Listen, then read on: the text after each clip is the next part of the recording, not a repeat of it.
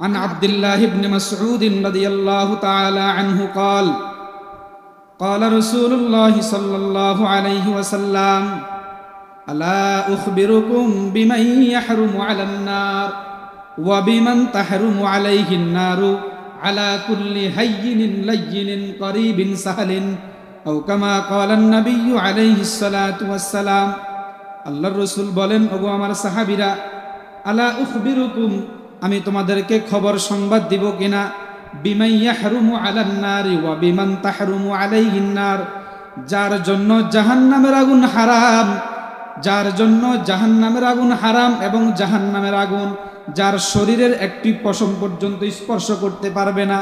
সাহাবীরা বললেন, ইয়া রাসূলুল্লাহ, বলেন।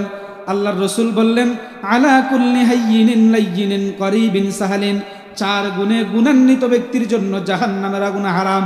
এক নাম্বার, মানুষের সাথে মিশুক, কোমলমতি, নম্র মেজাজ, বিনম্র স্বভাব। কয়টি? মানুষের সাথে মিশুক, কোমলমতি, নম্র মেজাজ, বিনম্র স্বভাব, এই চার গুণে গুণান্বিত ব্যক্তির জন্য জাহান্নামের আগুন হারাম এবং জাহান্নামের আগুনের জন্য তার শরীরকে স্পর্শ করা হারাম। তাহলে আল্লাহর রাসূলের এই সহনশীলতা